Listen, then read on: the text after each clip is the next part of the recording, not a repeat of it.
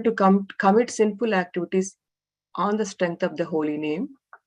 8. To consider the chanting of the Hare Krishna as one of the auspicious ritualistic activities which are offered in the Vedas as fruitive activities, karma kanda. 9. To instruct a faithless person about the glories of the holy name. 10. To not have complete faith in the chanting of the holy name and to maintain material attachments even after understanding so many instructions on this matter. It is also to be an inattentive. It is also an offense to be inattentive while chanting. Every devotee who claims to be Vaishnava must guard against these offenses in order to achieve the desired success of Krishna Prema. Once again, I thank everyone for joining the Bhakti Sangha conference call this morning.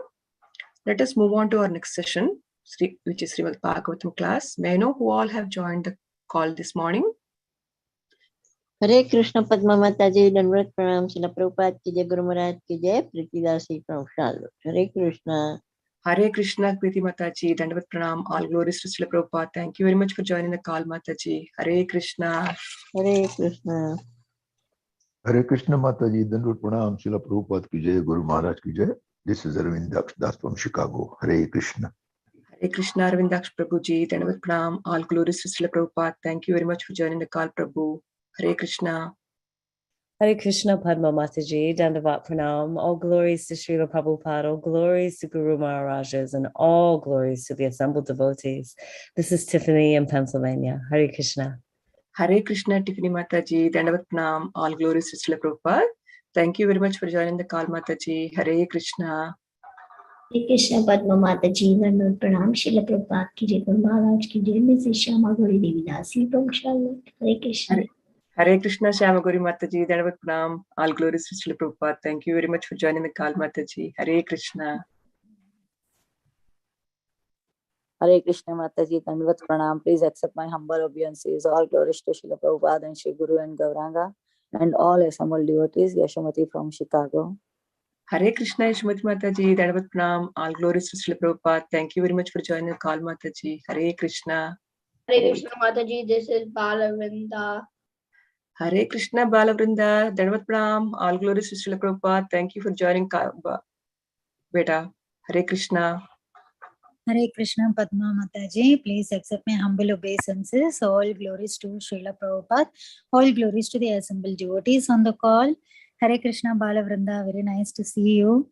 I'm Anita from Sharjah. Hare Krishna. Hare Krishna, Anita Mataji, Dandavat Pranam, all glories to Srila Prabhupada. Thank you very much for joining the call, Mataji. Hare Krishna. Hare Krishna Padma Mataji, this is Sukakar Krishna Das from Chennai. All glories to Prabhupada, all glories to all Maharajas, all glories to all the assembled devotees of Japa Sangha. Thank you very much. Hare Krishna, Sukara Prabhu, Dandavat Pranam, all glories to Srila Prabhupada. Thank you very much for joining the call, Prabhu. Hare Krishna. Hare Krishna Mataji.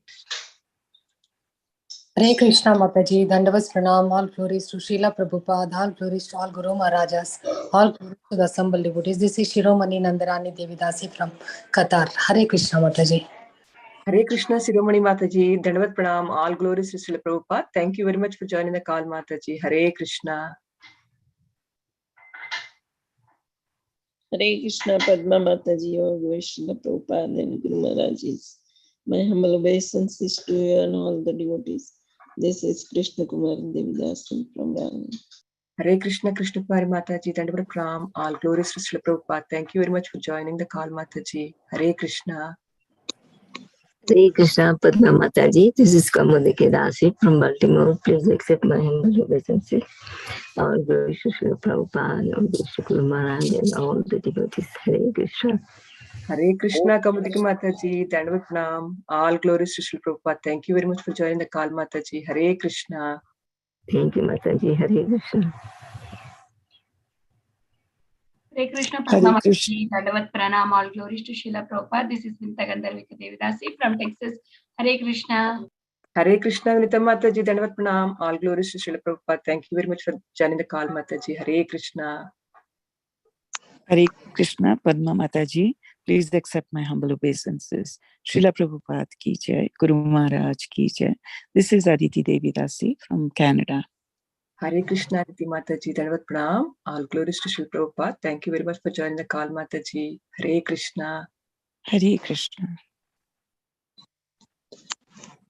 Hare Krishna, Padma Mataji. All glories to Srila Prabhupada, all glories to assembled devotees, all glories to Guru and Gauranga. This is Pooja Arora from Haridwar. Hare Krishna, Puja Mataji.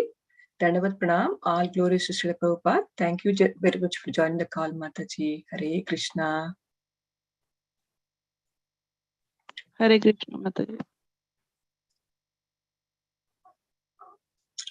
Welcome to Bhakti Sangha conference call. Today we are fortunate to have His Grace. Welcome to Bhakti Sangha conference call. Today we are fortunate to have His Grace Chaitanya Charan Prabhu ji to enlighten us on the topic of Srimad Bhagavatam 6th canto, 1st chapter, 23 verse onwards. I would like to give this hand over the call to Tiffany Mataji for giving brief introduction about Prabhuji. Hare Krishna. Mataji, please take over the call, Mataji. Hare Krishna. Hare Krishna. Hare Krishna, Padma Mataji. Hare Krishna, dear devotees, please accept my humble obeisances. All glories to Srila Prabhupada. This morning, we are so fortunate to have with us His Grace Chaitanya Charan Prabhu. Chaitanya Charan Prabhu is a monk, mentor, and spiritual author. He has been educated in electronics and telecommunications engineering from the Government College of Engineering in Pune, and he subsequently served as a software engineer in a prominent multinational software corporation. Seeing the prevalent problems of stress, depression, addiction, and overall misdirection, all due to the lack of spirituality, he felt inspired to dedicate his life to the cause of sharing the spiritual wisdom of Bhagavad Gita. He travels all over the world, from Australia to America, giving talks on spiritual subjects in universities such as Princeton and Cambridge, and companies such as Intel and Microsoft. Prabhuji is the author of the world's only Gita daily feature, wherein he writes a 300-word daily inspirational reflection on a verse from Bhagavad Gita. As of now, he has written over 1,700 Gita meditations that are posted on gitadaily.com. They are also read through daily feeds by thousands from all over the world. He also answers questions by seekers on his site, thespiritualscientist.com, where his over 3,500 audio answers and several hundred articles are available. His articles have been published in many national newspapers, including Indian Express, Economic Times, and the Times of India in the Speaking Tree column. His writings in English have been translated into several foreign languages and several Indian languages.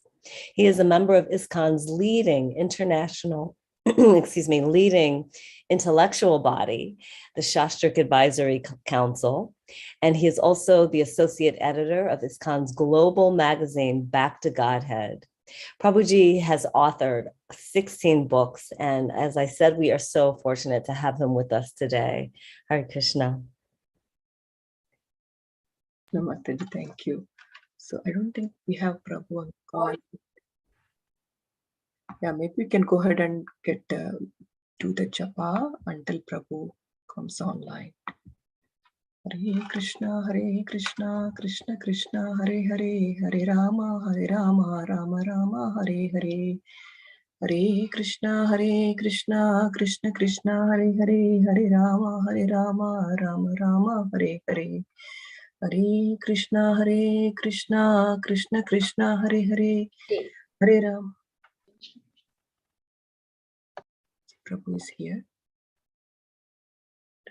I don't see him yet, Mataji. Yeah, I don't see. Hare Krishna, Krishna Krishna, Hare Hare, Hare Rama, Rama Rama, Hare Hare. Hare Krishna, Krishna Krishna, Hare Hare, Hare Rama, Rama Rama, Hare Hare. Hare Krishna, Krishna Krishna, Hare Hare, Hare Rama, Rama Rama, Hare Hare. Hare Krishna, Krishna Krishna, Hare Hare, Hare Rama, Rama Rama, Hare Hare.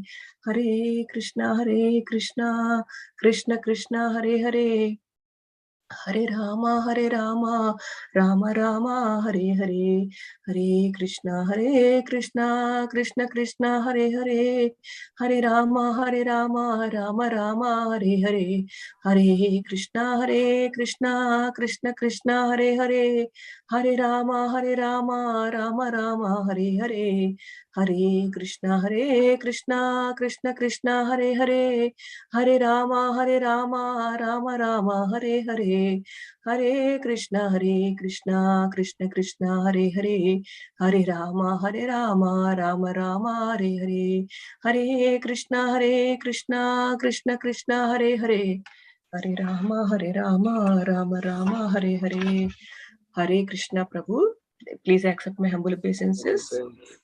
All glories to Sri Prabhupada.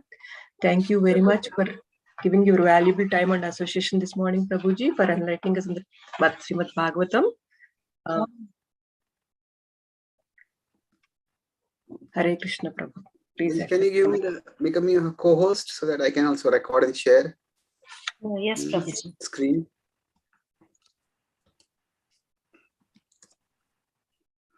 Prabhuji, you have co-host permission. Please go ahead. Okay.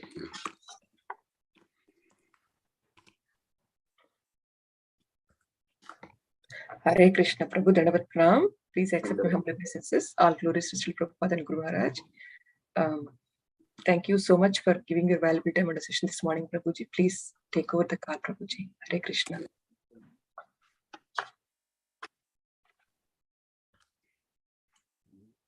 So I guess.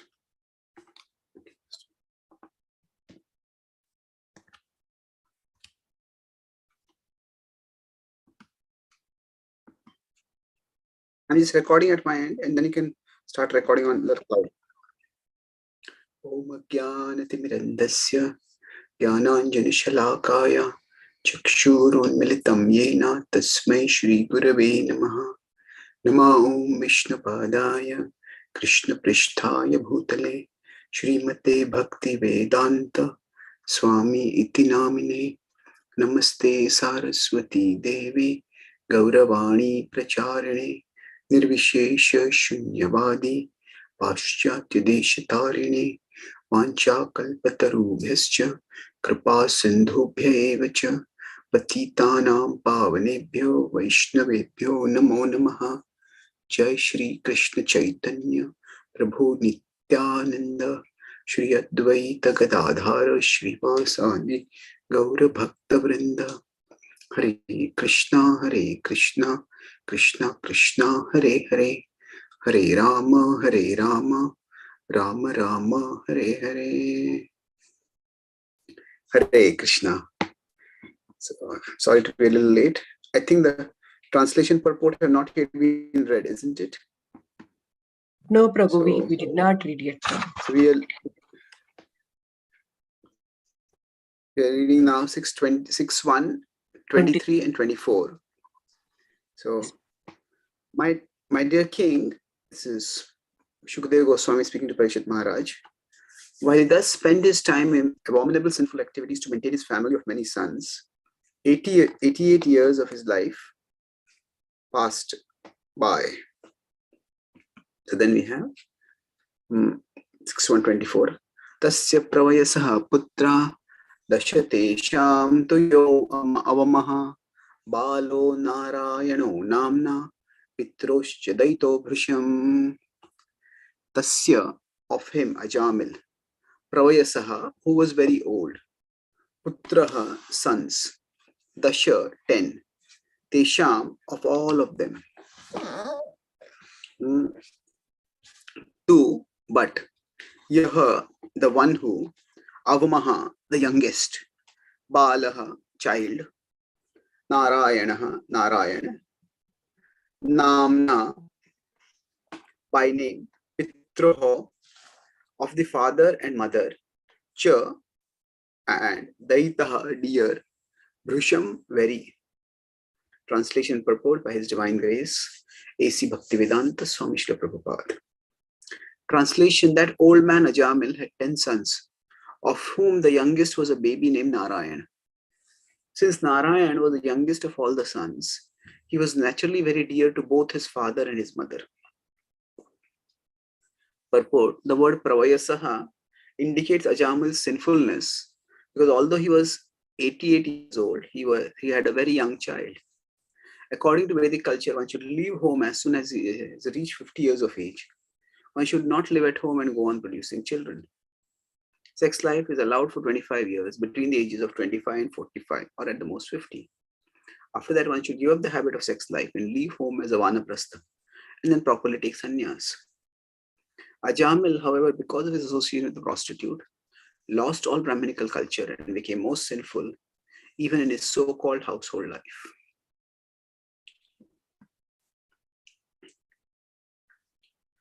So, this is one of the more sobering pastimes in the Srimad Bhagavatam. And if we look at the overall structure of the Bhagavatam, the Ajamil pastime comes at a very significant transition point. In general, in the material world, there are two things which need to be considered. The Ishopanishad says that Vidyam cha avidyam cha yastadvedo bhayam saha avidyaya mrityum tirtva vidyaya mritamashnuté. So now literally it is, the Upanishads often like to speak in paradoxical ways. That many times what happens is that the same word can have multiple meanings. So it's almost literally, if you take this verse, what it means is that knowledge and ignorance are both required. Vidyam cha yastadvedo bhayam saha. By that one can become free from fearlessness. Now we may say, why would anyone require ignorance? So actually it does not refer literally to ignorance. What it means is knowledge about the world which is filled with ignorance, and knowledge about the world which is filled with knowledge, or in which we are enlightened. So it is, in one sense, you can say material knowledge and spiritual knowledge. So vidya and avidya have specific meanings in that context. So the words are often multivalent. Multivalent means the same word can have different meanings.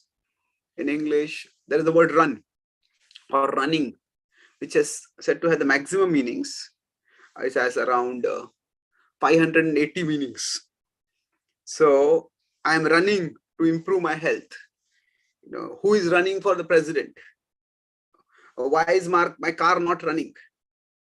I am running because my car is not running. So we can have multiple meanings of the same word, and we understand from context what the meaning is. So similarly, vidyam cha, what is it referring to? It refers to the fact that avidyaya mrityum tirtva, that by the knowledge of avidya, it's not so much knowledge of ignorance, doesn't seem to make much sense, because knowledge and ignorance are opposite things. So what do you knowledge of ignorance? So avidya is referred non-literally to the place of ignorance. By knowledge of how this place of ignorance works, that is, by knowledge of the material world, one can actually go beyond it. Avidyaya mrityum tirtva, one can go beyond mortality or deathlessness. Avidyaya by gaining knowledge of the world of knowledge, of the Satchidananda spiritual world, one can attain immortal life.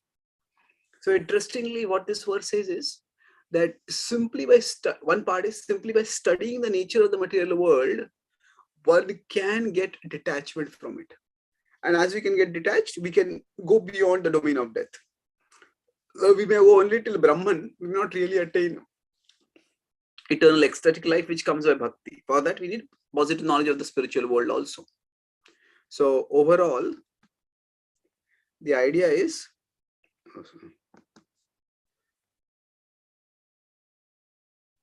that each one of us needs to gain both these knowledges, knowledge of vidya and avidya. So in this particular verse, both these knowledge is being offered in one sense. How is that? We are being offered knowledge about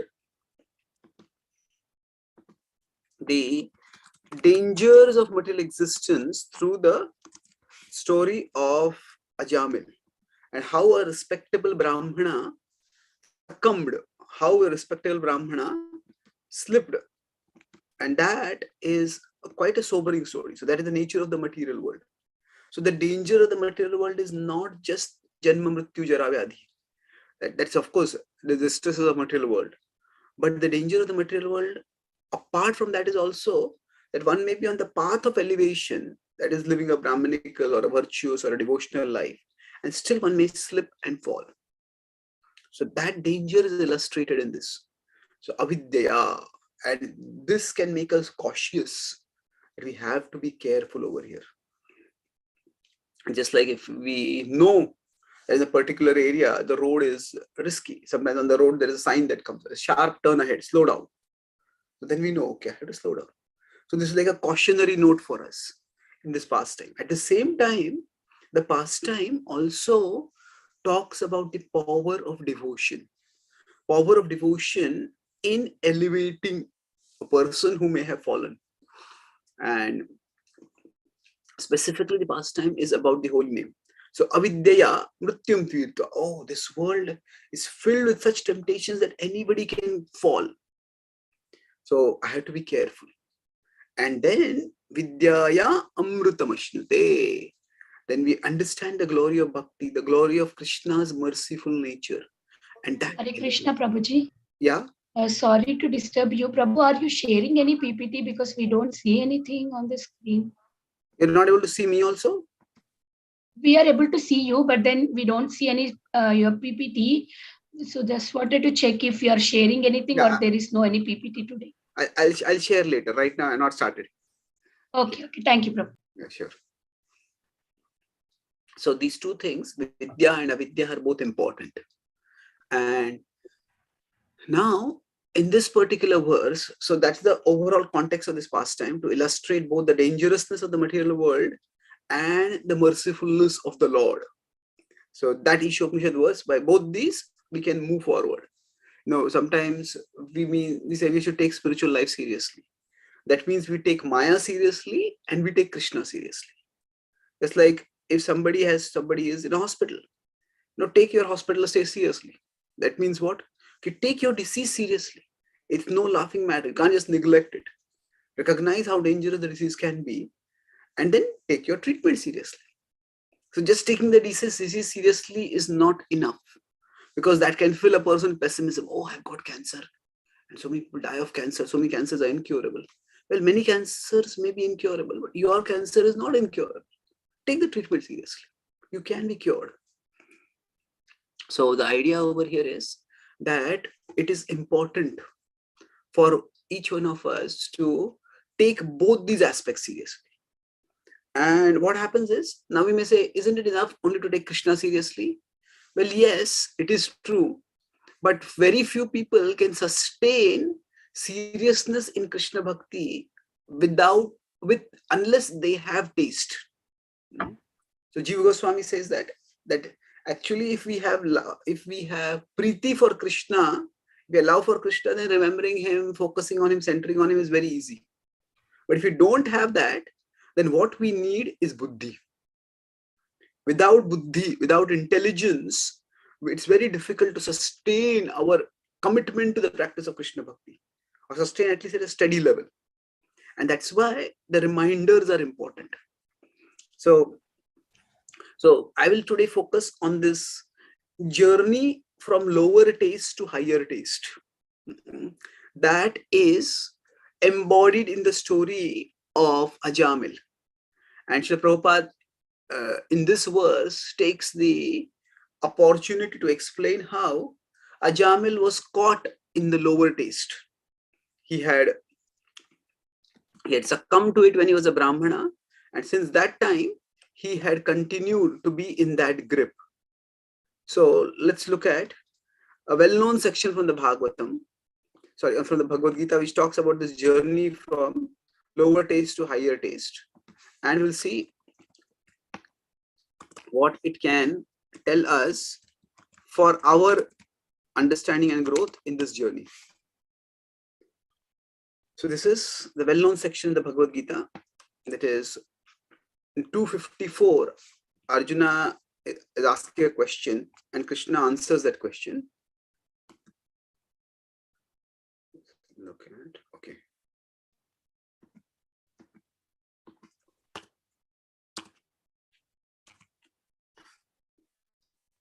So what happens over here is Krishna is asked four questions by Arjuna. So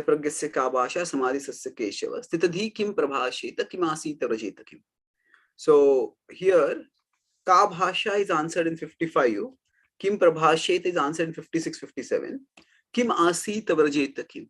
So how to be situated in the material world, how to function in the material world.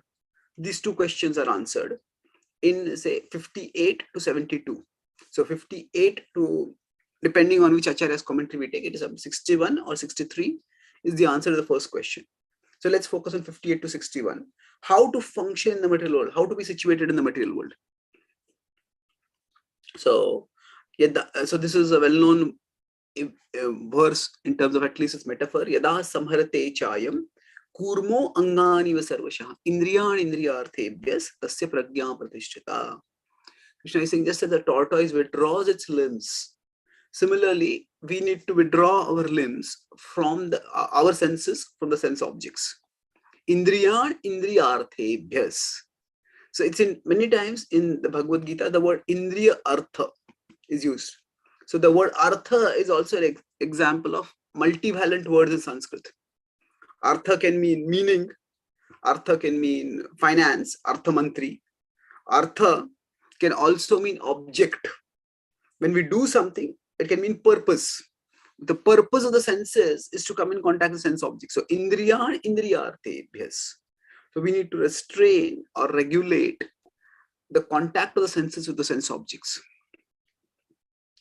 So, and this, the social system for that was Varnashram. And Prabhupada talks about Varnashram in this purport, where he says that this withdrawal of the senses from the sense objects is naturally done when one moves from the Grahastha ashram to the Vanaprastha ashram and thereafter the Sannyasa ashram. There are principles and there are specifics. So specifics may vary. Srila Prabhupada himself did not take to sannyas literally. It thought that 50th birthday or I have to leave, I have to take Vanaprastha or sannyas. It is not like that. But it is a broad map of life.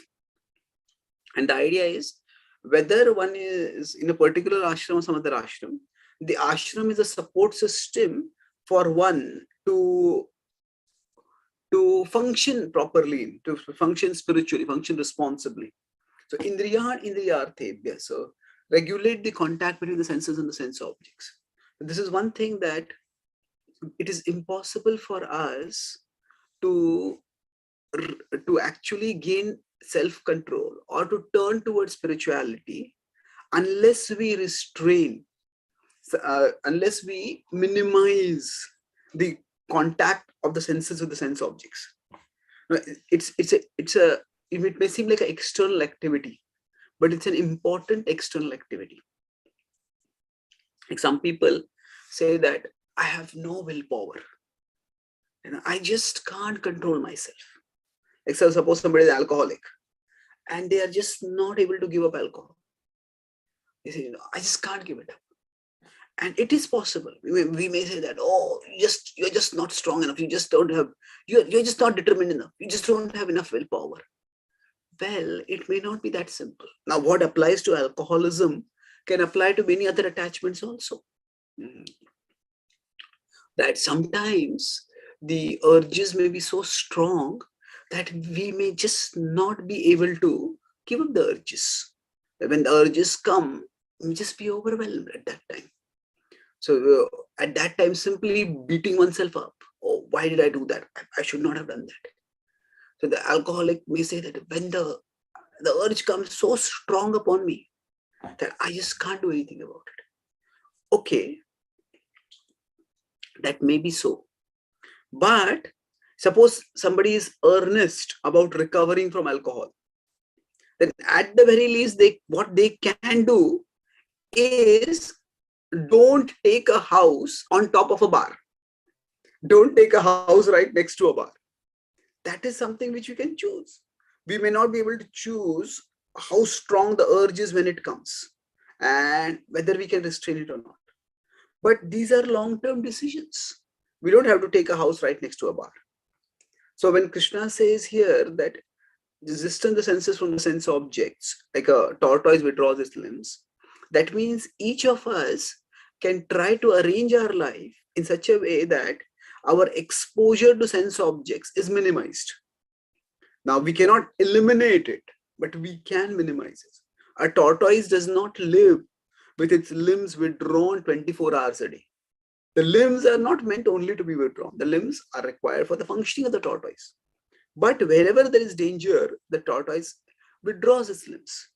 So now, the world will not create the facility for us so much that, oh, the sense objects will disappear. We will have to create that facility. What does that mean? That each one of us will have to create a safe zone for ourselves.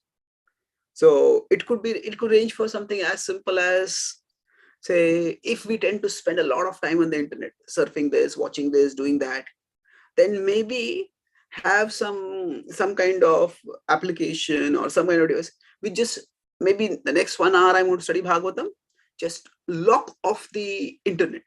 Not log off the internet, but lock off the internet. That even if I log off from it, but I can't even log on if I want to. So that is a practical way in which we can do this. For the next 1 hour, my senses are going to be dropped from the sense objects. The sense objects, in this case, the internet and all the sense objects that are available over there. So say if we want to regulate, we want to say Vacho Vegam, Manasa Krodha Vegam, we want to Jiva Vegam, we want to regulate the eating, then maybe if there is tempting food in the house, keep it under a lock and don't keep the lock key nearby close. There are, many of you have seen that there are like boxes, cookie jars with inbuilt locks, and you just can't open it. You can break it, but you can't open it. So this may seem funny, but the idea is that actually each one of us will have to find out in our situation how we can withdraw our senses from the particular sense objects that tempt us. So creating that safe zone, that safe distance, how we will do that will vary. So the traditional system was through the Varnashram. Now, Varnashram itself may or may not be replicable for us in our particular situation. But the idea is we have to create that safe zone. So once we create that safe zone, what happens? The constant fueling of our lower desires, the constant fueling of the lower urges, that decreases. Using carefully the words over here, the lower urges themselves are not going to disappear by this creation of the safe zone, but the fueling of the lower urges. If there's a fire, Kam Anala, Krishna says in the later that Kam is like fire. That fire is not going to be extinguished by this, but at least the further fuel is not being put on the fire. So that's how this first verse is about creating a safe zone for ourselves. Now the next verse is Krishna talks about the limitation of this approach. He says, now safe zone, it is not unimportant. So you could put it this way, that this safe zone theme, the best way to deal with temptation is to not deal with temptation. The best way to deal with temptation is to not deal with temptation. So temptation is like very, very, very sneaky, very seductive. It's like some marketers are there, maybe telemarketers, they phone. And they are so persuasive that if you pick up the phone, by the time the conversation is over, we will have bought what they want, what it sells us. Although we have no need for it, we have no interest in it, we have no desire for it, but they will convince us. So we could say Maya is like that kind of telemarketer. If you pick up the call, we will end up buying. So the first is don't pick up the call. Create that safe zone. But the problem with that is, it is not, in this particular case, it is not just because the telemarketer is phoning that we are buying it. We also have some desire inside it. It's not the sense objects that create desire, because the sense objects activate desire within us. And now that is the problem which Krishna talks about over here. So to deal with, to move, so the first journey, the first step in the journey from lower taste to higher taste is regulation, creation of safe zones where we are not fueling the lower taste. And next is Vishaya vinivartante niraharasya dehina rasavarjam rasopyasya param drishtva nivartate. So Vishaya vinivartante, when we regulate our senses or when we abstain from indulging in the sense objects, what happens, Krishna says, is Dehinaha, the embodied soul, feels as if niraharasya, ahar is food. Niraharasya is I am without food. I am starving. So now we may say literally that person is not starving, you're not fasting. But that's how it feels. So for each of the senses, so if our eyes are habituated to watching certain things, if our ears are habituated to hearing certain music, some kind of, maybe it would be mundane movie music or whatever, and if we stop it, we feel as if we are starving, because the senses, each of the senses seeks its ahar, its food from outside. And this food, we are not referring to just the food that nourishes our body. This is also the food that agitates our mind. Like some food, we eat food, normally we eat food to nourish our body. But nowadays there is so much junk food available, and that food doesn't nourish our body. It may titillate our tongue, but it actually harms our body. But we eat it because we are so attached, we are so attracted to it. It's sometimes marketed so attractively. So when we stop eating that food, we may be eating nutritious food, but still there is a feeling, oh, I want to eat this fast food, I want to eat that, I want to eat that. So what happens is we call it fast food, but it's a very selective and deceptive name. It may be fast in the sense of being fast available, fast to cook, but it is slow to digest. It is slow to deal with after a long time. It's so, but we may still feel hungry, although we are eating healthy food, but there is the appetite of the belly and there is the appetite of the tongue. So tongue may still feel hungry because it's craving. Niraharasya dehina. Rasavarjam rasopyasya, Krishna says. Rasavarjam. One gives up the rasa. Which rasa?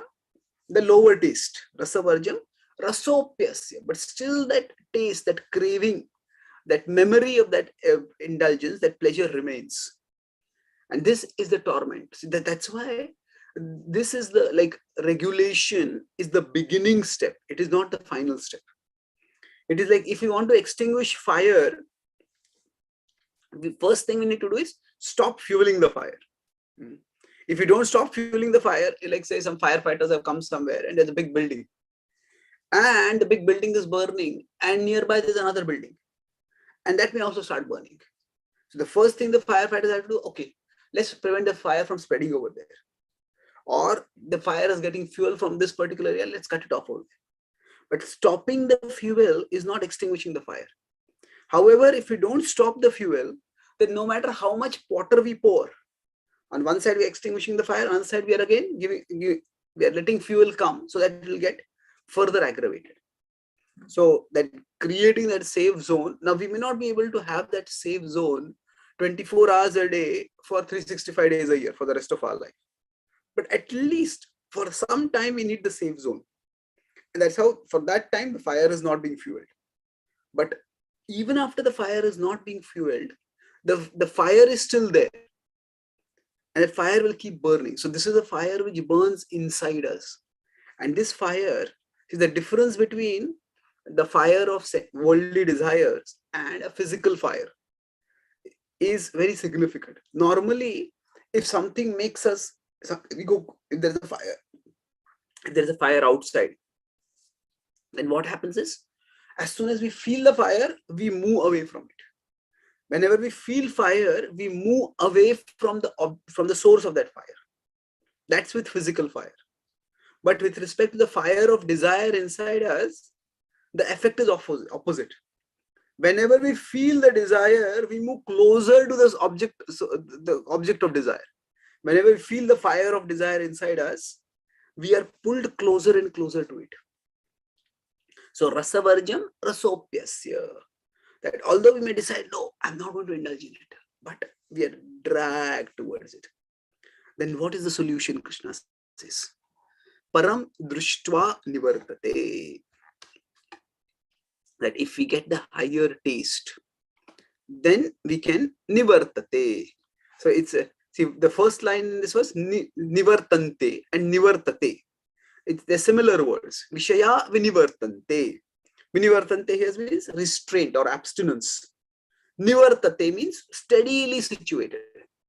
So one may give up external objects, but one will become become situated in the giving up of those objects when we get param drishtva. Now this leads us to a catch-22 situation. Catch-22 is a phrase which means, there is no way out. There are two things which mutually reinforce each other and trap us. So how does this begin? Somebody may say that, we cannot give up lower taste unless we gain higher taste. So that's what Krishna is saying. We cannot, but somebody else may say that, or one perspective is, we cannot give up lower taste till we get higher taste. The other perspective is that we cannot get higher taste unless we give up lower taste. So what do we do then? So how do we move for this journey from lower taste to higher taste? So we can quote scripture for both of these things. We cannot give up lower taste unless we get higher taste. Prabhupada would give example of how a child is playing with a toy, and a child may be playing with a dangerous thing like a knife, and you just pull it away, the child will start crying. You have to give the child some better toy to play with, and then that child will give up that knife or something like that. So he says that we just cannot live without pleasure. So he says we cannot give up lower taste unless we get higher taste. That's one statement. And overall, this verse is also saying the same thing. But there are other statements also.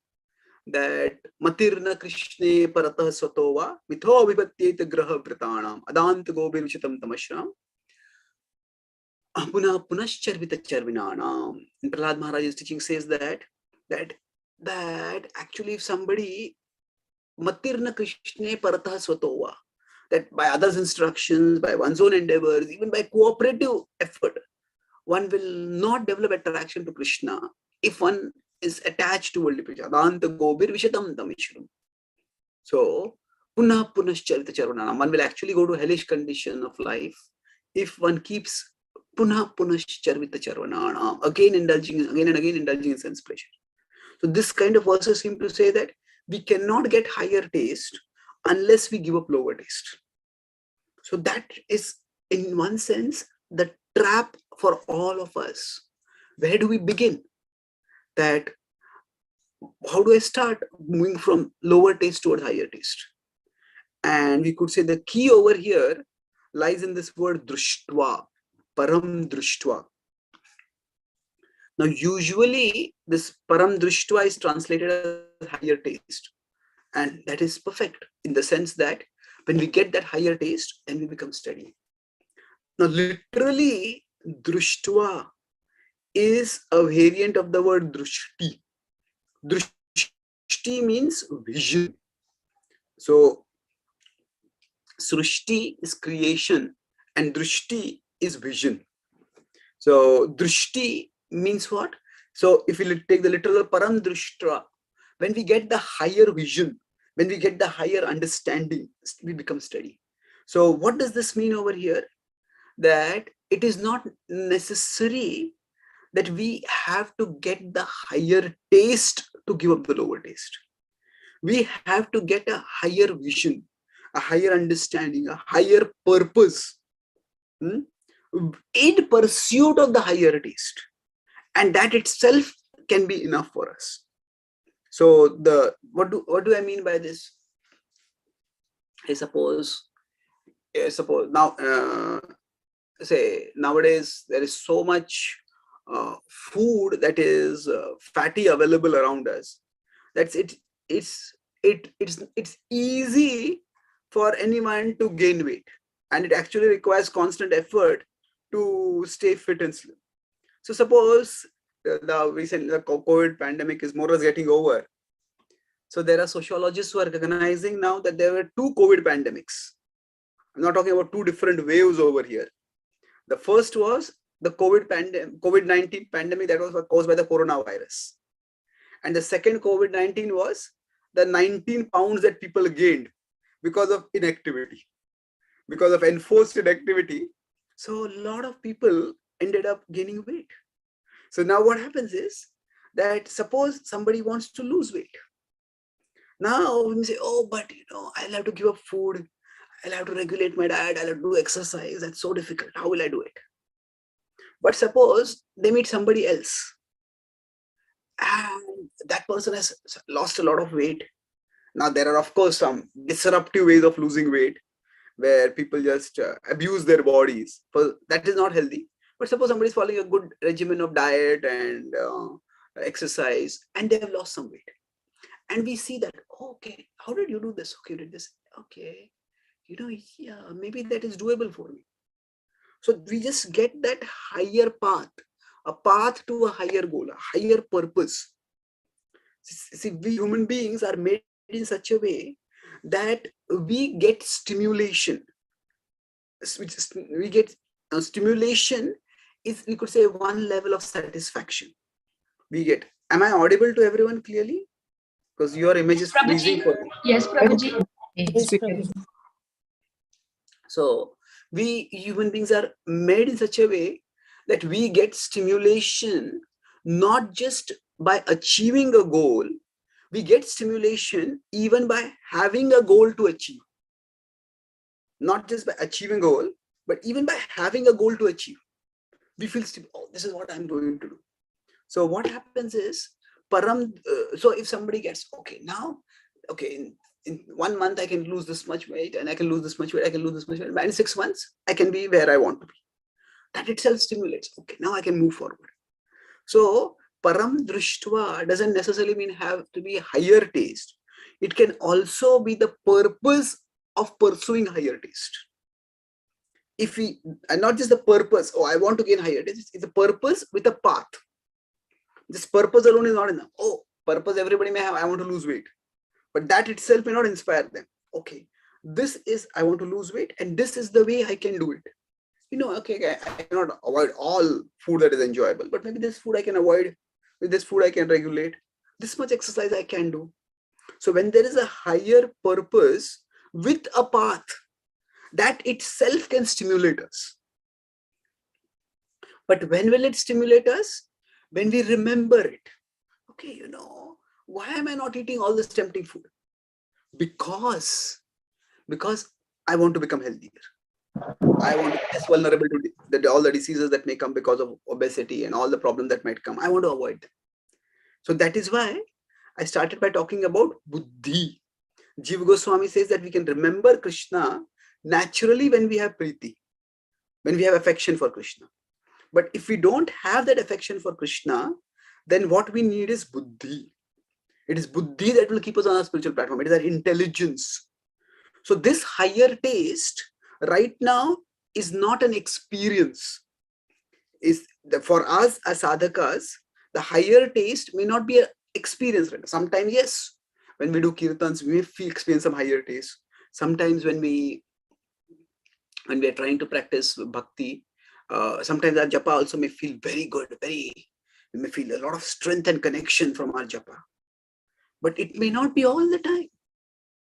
So at other times we feel japa is like, it's such a, we may not want to admit it, but it's just like a burden. We may feel, oh, I just want to get it over with.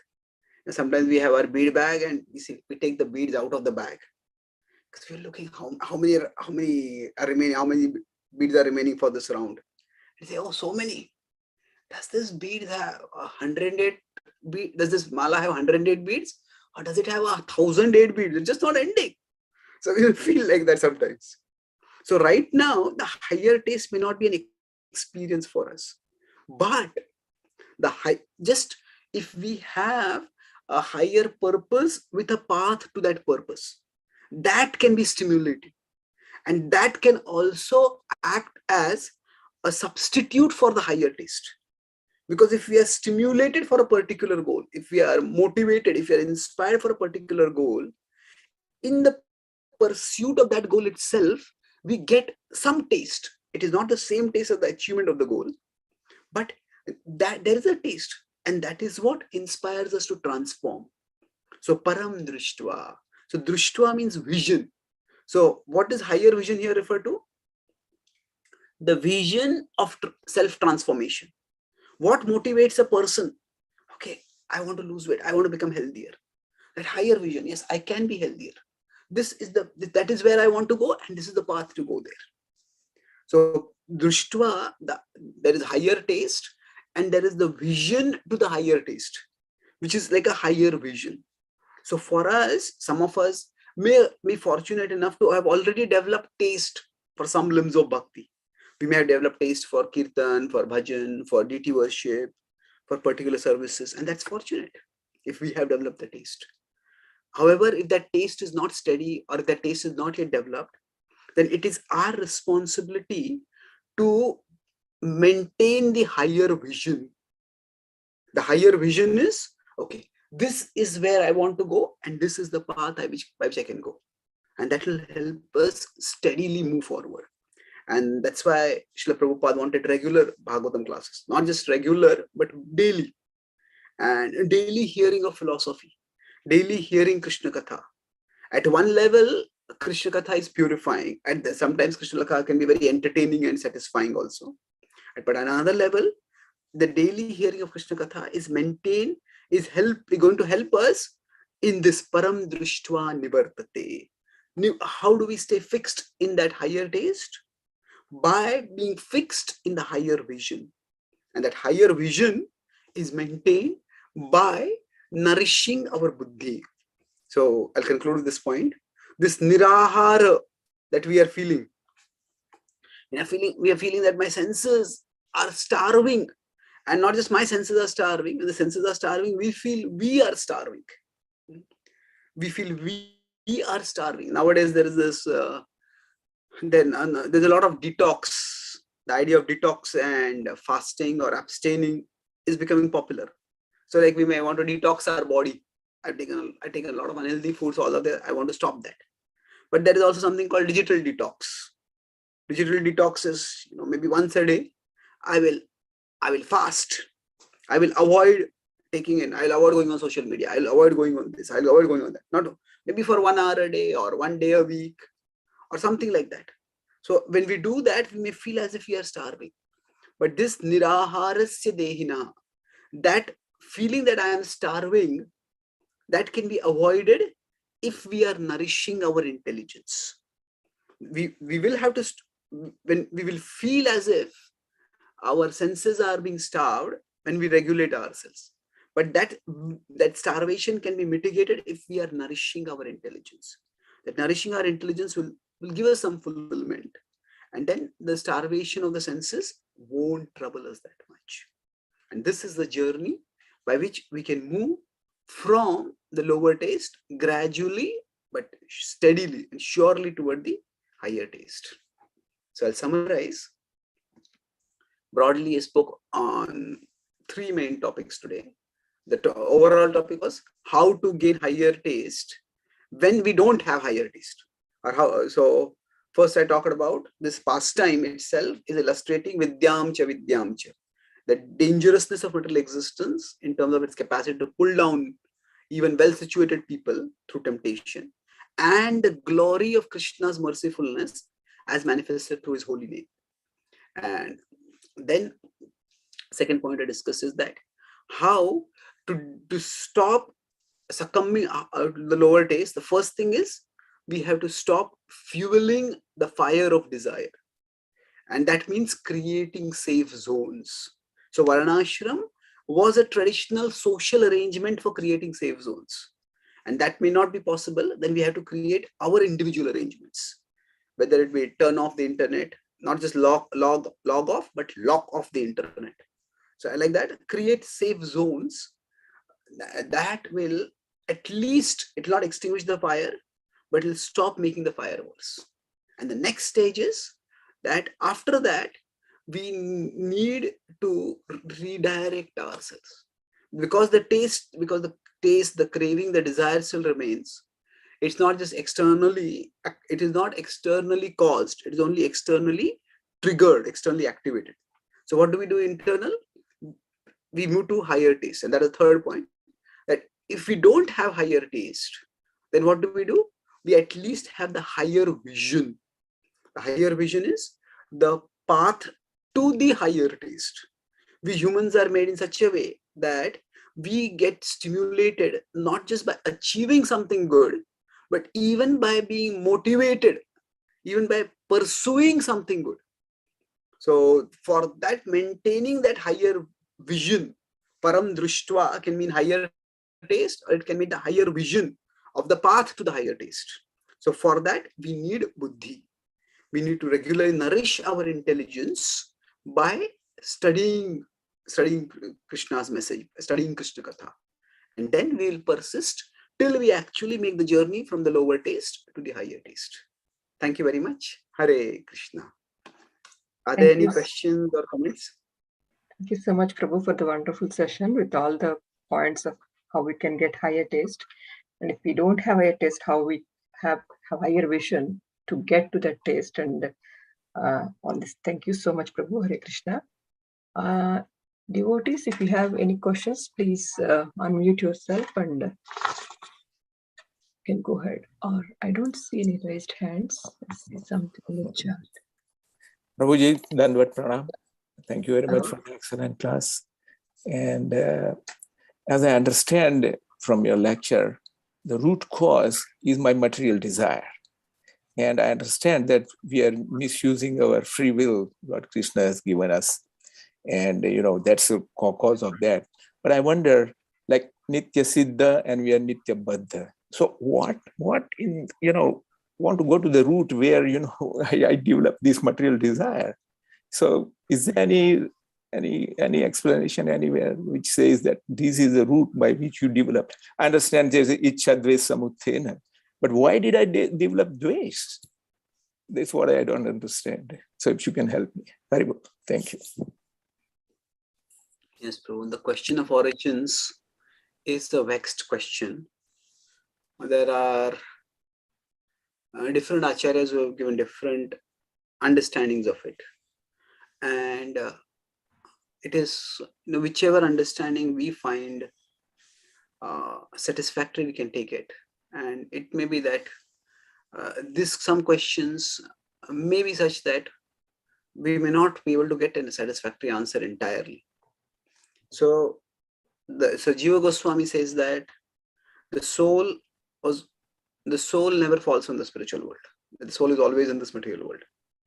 So he says that, then isn't that discriminatory? Why should some souls always be Nitya Baddha, as I said, some souls Nitya Baddha? He says, now if you want to look at that discriminatory, then you could go ahead and say discrimination is inherent to Gaudiya Vaishnavism. Because why is Radharani alone dear to Krishna, dearest to Krishna? Why don't other gopis have as much intimacy with Krishna as Radharani? Or why don't devotees in other rasas have as much intimacy with Krishna as those who are in the Madhurya ras? Why do devotees of other forms of Vishnu not have access to Krishna? They have access to those other forms of Vishnu. Well, yes, if we start raising questions about that, then we could question the entire existence, the nature of the spiritual world itself. So that's his explanation. The second is Bhaktivinoda Thakur, who more or less seems to say that we were in Brahma Jyoti. This is a very complex subject, and I'm giving a very bare bones overview because this is not the subject. This is not the subject of our class.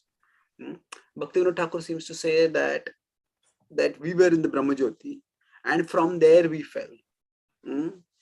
And his understanding is that Brahma Jyoti is a place where there can be peace but not joy. And sometimes you may just get tired of peace. and we want something more, and then we descend to this world. And Prabhupada seems to say that we were with Krishna, not just in Brahmajyoti, but in the spiritual world.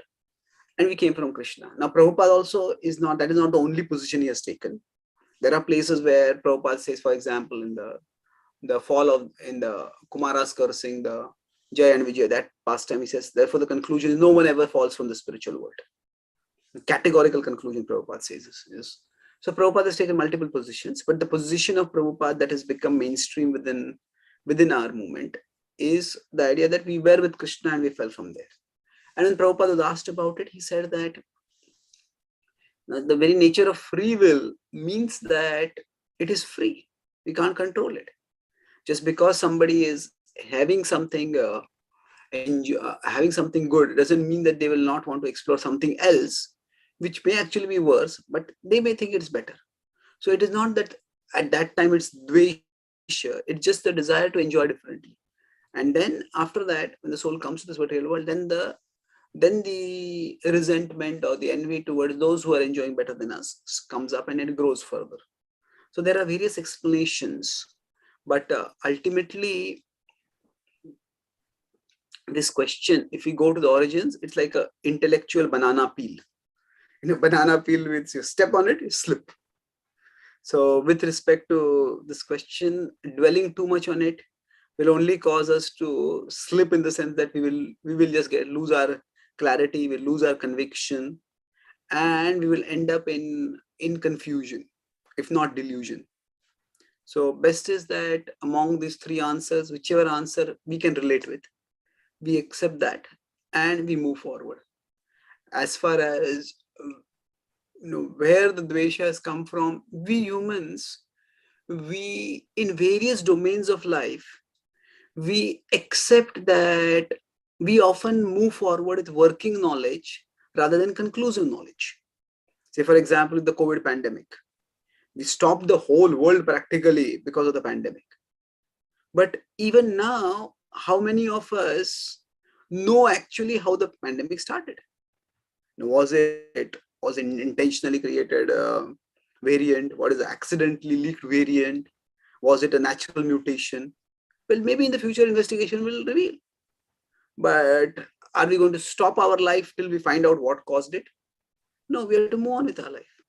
So in every area of life, we humans often continue functioning with working knowledge. We can try to move towards a greater level of knowledge.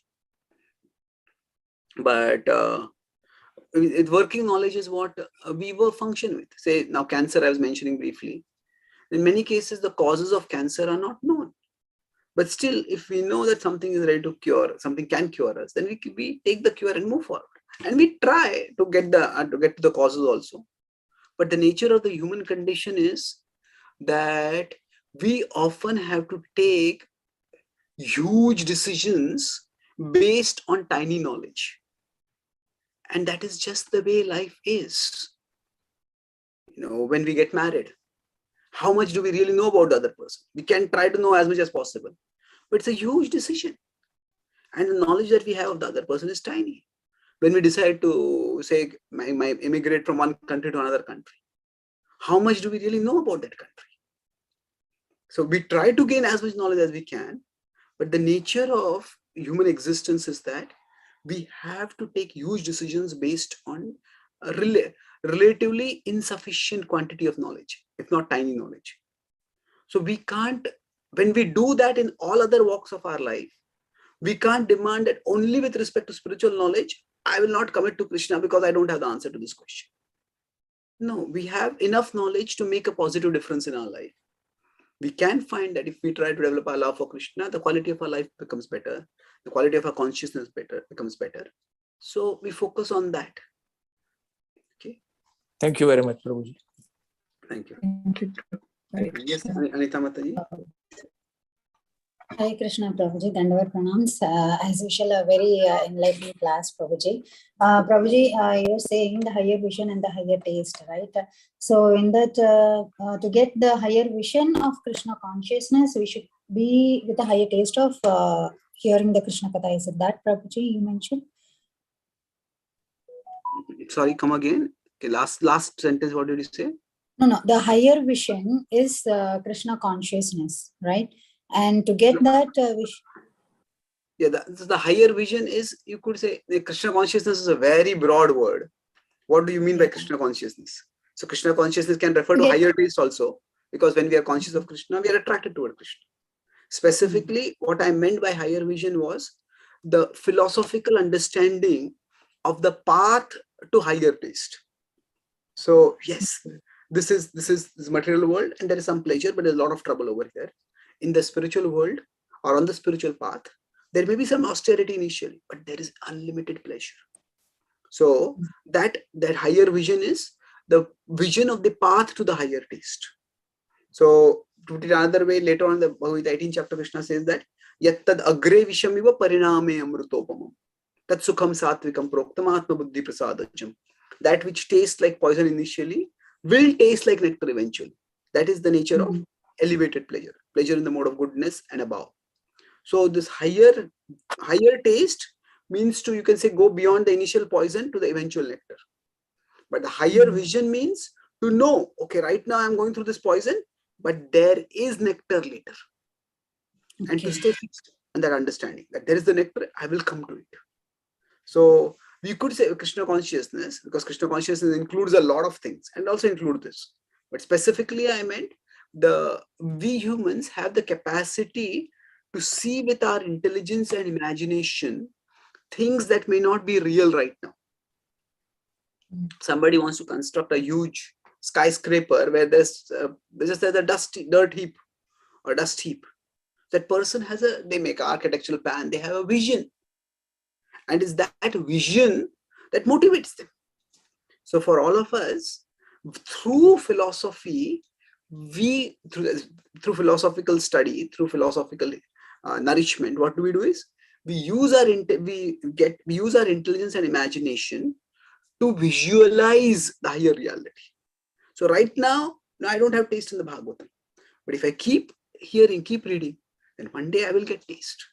And maybe we know some devotee who just sit and read for hours Bhagavatam. Yeah, I want to get taste like that devotee. Just forget the external world and be absorbed. So I will come to that.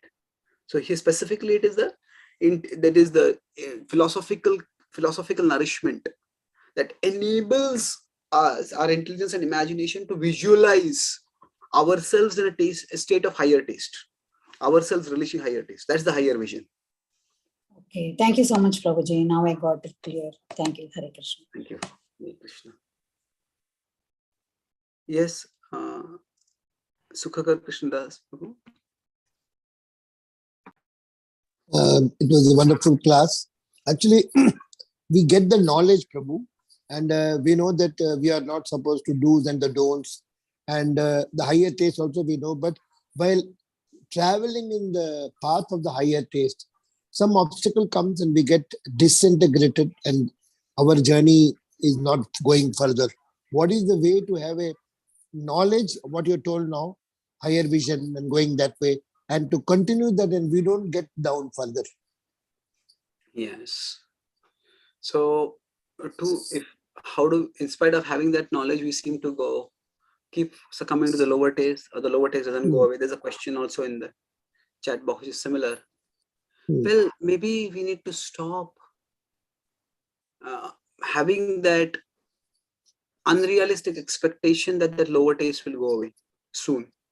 It may take a long time to go away.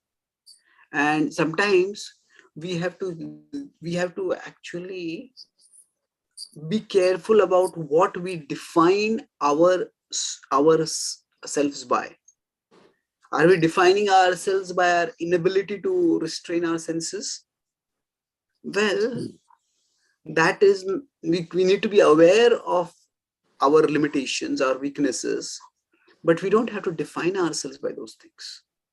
Because those are, when Krishna in the Bhagavad Gita 5.23 says, Shaknoti haivaya sodum prak sharir vimokshanat kama krodhodbhavam begam sayukta sa sukhi naraha.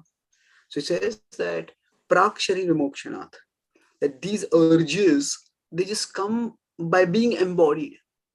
And in that sense, he says that they may keep coming till the moment of, as long as we have the body. And sometimes they may be so strong that we may succumb to them. Sometimes we may not.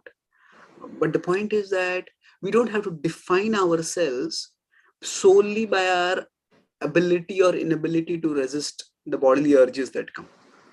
We need to define ourselves primarily by how well we are connecting with Krishna. That's why many times if devotees ask me how to be consistent, I say that for many of us, being consistent is too high a goal. It is better to try to be resilient rather than consistent. Consistent means always I'll stay at this level, maybe at this particular level. Every day I'll wake up in the morning this time. Every day I'll do this. Every day I'll read Bhagavatam 1 hour. Okay, that's nice to aspire for. But our life may be such that if you're going to sleep at 1 o'clock at night because of some unavoidable services or situations, then to expect that I'll wake up at 4 o'clock, that may be expecting too much from our body. So some days we may just not be able to read Bhagavatam. So instead of trying to be consistent and beating ourselves up for not being consistent, we can just try to be resilient. Resilient means what? That even if I come from this level to this level, I will rise again. I will not stay here. So like resilient means we knock down, but we rise up. So we can try more to be resilient than consistent. Because consistency, being consistent can be sometimes too high an expectation. And then the discouragement that comes from failing to be consistent, that can demotivate us. And then we may not even rise up. So we may not, like sometimes it happens that we decide, I want to wake up at 4 o'clock. And then the alarm rings and we're not even aware that we close the alarm. And then we wake up at maybe 5:30 or 6 and we are so angry with ourselves. Why did I wake up at 4 o'clock? I'm such a lazy person. But then the mind sneaks in and says, anyway, you overslept now. Let's just oversleep all the more. Now, instead of we could have woken up at 6 o'clock, but then we wake up, we'll be sleeping till 8 o'clock. So what has happened is, yeah, we got knocked down. We couldn't wake at 6, but that doesn't mean I have to sleep till we couldn't wake at 4. But that doesn't mean if I wake up at 6, I have to beat myself up. Okay, let me get up now and let me start. I don't have to keep sleeping till late. So sometimes, like I said, we get stimulation. Here, I'm not using the word stimulation in negative sense, but stimulation means a positive sense of emotion. We get stimulation when we have a higher goal to pursue. But we get that stimulation only when we feel that this is a doable thing. This is an achievable thing. But if we focus, if our experience is, I just can't do this, I can't do this, and then that stimulation goes away. So it is our responsibility to, we could say, set goals for ourselves that are doable for us. Otherwise, we expect something which we can't do, and then the discouragement coming from that prevents us from doing what we can do also. So we decide, I want to fast Nirjal on Ekadashi. And then we struggle till 12 o'clock or whatever, and then we feel so hungry, we feel so tormented that then we eat. And then instead of maybe taking some vegetables or something light, if I can't fast Nirjal, then why fast at all? And then we end up feasting 3 times a day. So let's start with moderating our goals. And moderating our goals means, instead of trying to be consistent, try to be resilient. Okay, every day I may not be able to read 1 hour Bhagavatam, but maybe in a week I can manage to read, say, 7 hours. Some days no reading, some days I can read 2-3 hours, or whatever it is. So let's seek resilience, and I think we can move forward. Thank you, Prabhu. I'm very indebted to all Radha disciples, because my father left his body in Bhaktivedanta hospital, and all the Prabhus had Radha Gopinath Prabhu to chant before he left his body. So I'm indebted to Radhanath Swami Maharaj and all the disciples, Prabhu. Thank you very much, Prabhu. Dandavat Pranam. Thank you. Happy to be of service, Prabhu. Thank you, Tiffany Mataji, for your comment. Happy to be here. I don't think I'm introducing the concept. Yeah, maybe that concept is there in the Bhagavad Gita, but I'm just articulating it that way. Thank you. You're too good, Prabhu. You're too good. Fantastic. Okay. Thank you, Prabhu. Yes. So 2 questions. We'll stop with this after. Anuradha Mataji. Hare Krishna, Prabhuji, please accept my humble obeisances. Thank you so much, Prabhuji. Very, very beautiful. The last point that you were mentioning to Prabhu, that we beat ourselves and such a, what do you say, pray to it, always having high goal and then, falling from there. Thank you so much, Prabhu. Maybe you answered it in Anita Mataji's question, but I just wanted to confirm when you say if we don't have the taste, we can go for the buddhi or the intelligence, right? That's what that we understand. What are we thriving for? That is my understanding. Is that correct, Prabhu? Like when we don't have the taste, we intellectually understand like what I'm going to get it. Even if like when you have exam, we may not know how it feels to become, number one, but we intellectually understand that, how will it feel? Is that what you were saying when you say we don't have higher taste? Well, he told about higher vision, he told. You have to go for a higher vision. He said if you don't get the taste, you can intellectually understand. So when I said we don't have higher taste, that means sometimes when you're practicing bhakti, we may not really feel a sense of joy, a sense of fulfillment. So it may be like a duty I have to do. Some days when we wake up in the morning or we sit down to chant or we read Bhagavatam, some days we may not really feel very enlivened by that. And that is okay. So what I mean, we don't have that higher taste, that means that we don't really feel satisfied, stimulated, enlivened when we are, just because we are doing a particular activity. Some days we may be, some days we may not be. So that's what I meant by not having higher taste. Yeah. Some days we are, we are reading about this news and hearing about that, we feel agitated, then we start hearing the Bhagavatam class. And the Bhagavatam class is so absorbing that we just forget everything else. But some days the Bhagavatam class is going on and we are feeling, I've heard the same point so many times. We're looking at our watch, we're looking at our phone. We are thinking of, so we are not really getting immersion in the Bhagavatam at that time. There's a lot of distraction which we are being tempted by. So that's an example of we not gaining higher taste. Yes.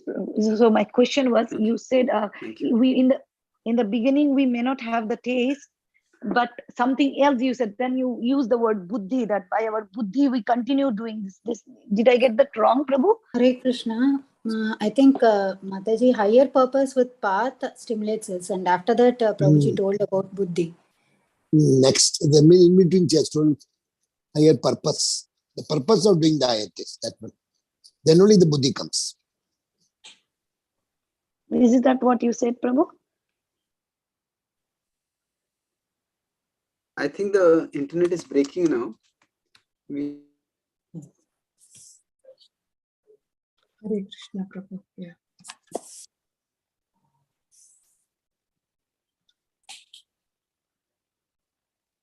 Hare Krishna, Prabhuji. He's frozen, I think. Yeah. Prabhuji's internet seems to be unstable. Yeah, he said his internet is breaking. Yeah.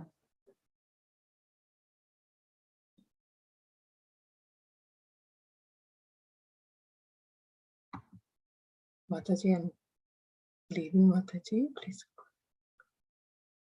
Sure, Mataji. Thank you so much for your service. Hare Krishna.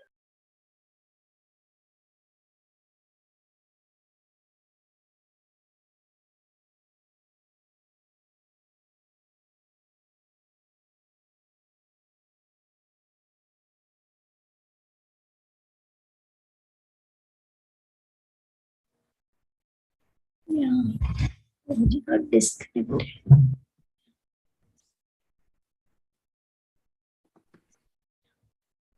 Hare Krishna, Prabhuji. I'm sorry, actually my internet went off on my data. So we'll just take one last question. There was somebody asking, then we'll stop. Jyoti Mataji was asking the question, I think. Hare Krishna, Pranam. Prabhuji, my question is, what are the characteristics of the soul, or what are the qualities of the soul?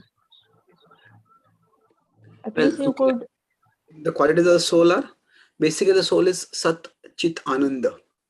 The primary qualities. So what it means literally is that, see, whatever is a quality that starts manifesting through action.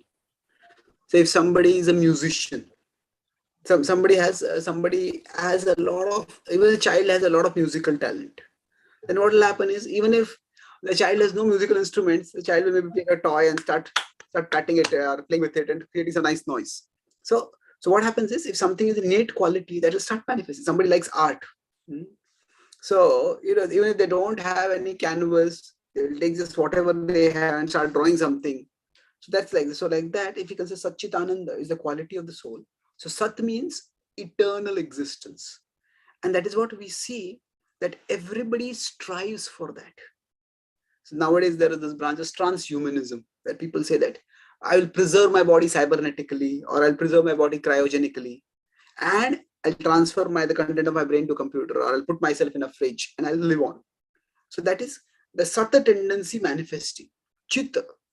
Chitta means that conscious, knowledgeable, knowledge. So the soul is constantly seeking knowledge. Now we may say that now that tendency is there. So every time something comes up, some notification comes up on our phone, why are we so attracted to it? Because the soul by nature is knowledge seeking. And the soul wants to know more. Now, what more to know or how to seek eternal life, that may be different. That means that the soul may not know the right thing. So we seek more knowledge. We seek more knowledge. And that's what drives the entire gossip industry, the media industry. And in Ananda, we seek pleasure. So we may seek pleasure in various ways, and some of them may be unhealthy. But what are the qualities of the soul? They will still be manifested always in some way or the other. So the nature to live on, the nature to seek to know more, and the nature to have pleasure. We will see that these three things define all human beings. And that's how the qualities of the soul are manifested through the activities of human beings. Okay. So we'll stop here. Thank you very much. Could you please locate where I could get the information? Which book it is? 2.13. The characteristics of soul. Bhagavad Gita. Okay, so I have written a book on reincarnation called Demystifying Reincarnation. Mm-hmm. There, the qualities of the soul and how they can be inferred from our observation, that's explained. So it's available on Amazon, Demystifying Reincarnation. Now, of course, the Gita talks about it in different places, not necessarily in one place. 2.11 to 30 is one place where the Gita gives about characteristics of the soul also. Yeah. Prabhuji, can you take one question? Gil Mataji is waiting.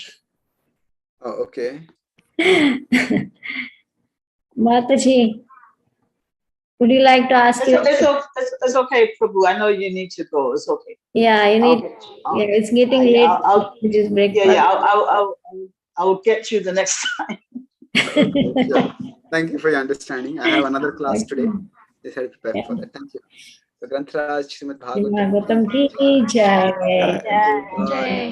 Ki jai. Chaitanya Charan Prabhu ki jai. Thank you, Prabhuji. Hare Krishna. Thank you, Prabhuji. Thank you very much. Thank you, Prabhuji. That's a wonderful class. Thank you.